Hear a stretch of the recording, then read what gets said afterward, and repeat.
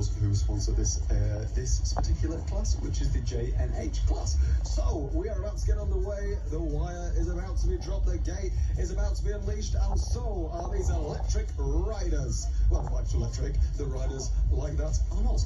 But let's go and get ready for round 2 of the E3 class. Here we go.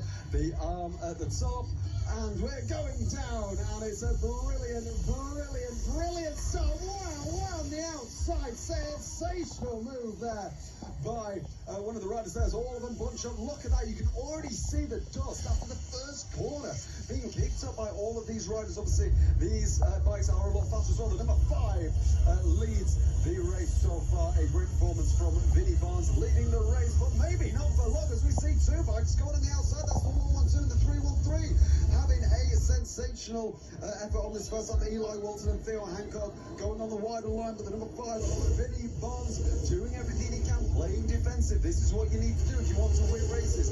Be nice and defensive, but these 2 riders are not letting it go easy. Look at all the dust being kicked up.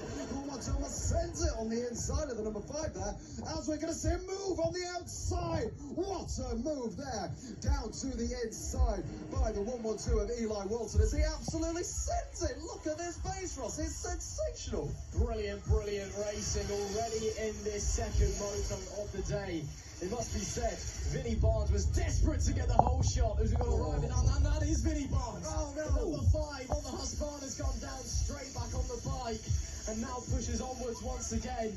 As I was trying to say before he went down, he was desperate to get that whole shot out of turn 1 with a huge move around the outside. Typically, if this is your first time watching a motocross, or, you know, an e-motocross race, I suppose I should say, ever, the whole shot so crucial in this sport, because it just means normally you can dictate the pace of the race out the front. That wasn't the case though, as Eli Walton managed to slide round, and the 112 now leads, has problems for the number 5, but he's got company, it must be said. Theo Hancock on the 313, keeping him honest and staying there with him as they head over the wood section. Oh, double there from Hancock, nice stuff over there. He heads down into turn 1. He's a rider we've been keeping our eye on a lot so far this weekend, racing in a few classes, and every single time he gets on track, getting quicker and quicker, that confidence building with every single turn. Yeah, Theo Hancock having a great weekend so far, trying to chase the leader of Eli Walton, the 112 bike. There we go, as we see it go really wide, and then sort of come back in. Look at that, as he applies the power, jumps a little bit down and almost power slides the bike, which I can't say I've seen that often. You can hear the motors whirring, begging for it to stop, abusing him, but he is not going to stop until he's got this race win under his belt. The 112 winning the race earlier today, with Theo Hancock in second place so far. We're running the same as race 1, but that brought a lot of drama as well. Oh, he gets a very careful, dearie me. He's starting to get a little bit reckless now, which he just needs to maybe rein it in a little bit, which is fantastic. We're looking at the number 25 now, Frankie Bolton for P3, just coming over the start-finish line now as he takes it into the first corner. A nice wide line.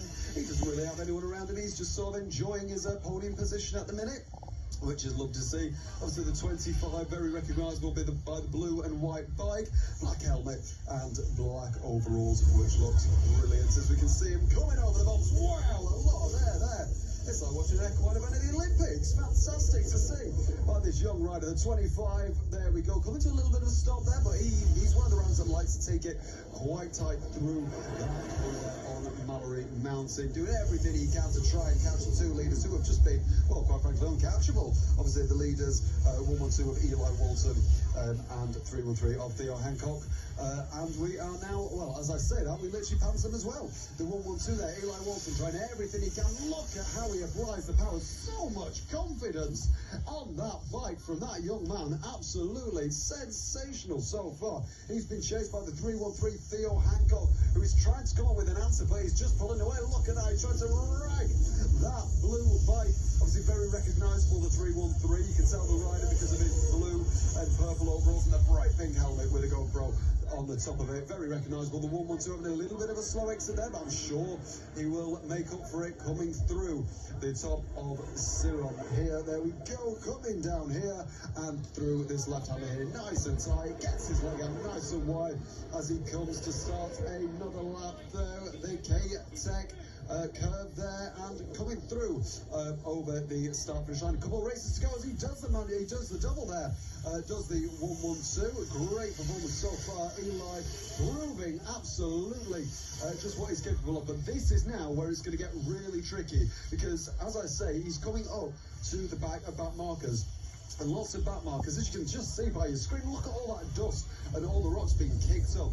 It's going to make it incredibly difficult for these riders to get past and hopefully not have any accidents. Absolutely. I mean, I know we've talked on and on, Alex, especially about how dry the track is, but because it's so dry, yes, you have the dust, that's a visibility issue, and yes, there's not a lot of grip because the ground is just solid. Also, what it means is you don't get any ruts forming, and either the track doesn't change and doesn't improve. So we're almost ending up like a flat track style race, and that's why we're seeing a lot of rear ends getting out. Not quite to speedway levels, it must be said, but they do push onwards. It's important to know as well, the UK Flat Track Championship was here last week as well, so flat track riders have been using this before. Last lap of the race for the race leader. But it just means that, we were expecting a more motocross style race, but you're just getting riders riding it like it almost is flat track style just because of how the surface of the track is, as Eli continues to push his way around. But another fantastic ride from Walton, that 112 once again looking unstoppable. The 313 of Hancock still not far away though, so needs to make sure this final lap has no mistakes whatsoever as he comes down Mallory Mountain, then down the right and up Surin Summit. Again, a little bit of traffic ahead. He may back off, or he may try and work his way around and wait and see. You can hear the tyres squealing, the motors protesting as they struggle to get traction. That's the 32 just in front of him, Reggie Herring, who we go around the outside of. Yellow flags waving as Herring cuts in front of Walton and holds him up, loses the momentum. But around the final corner, just the whoops to go.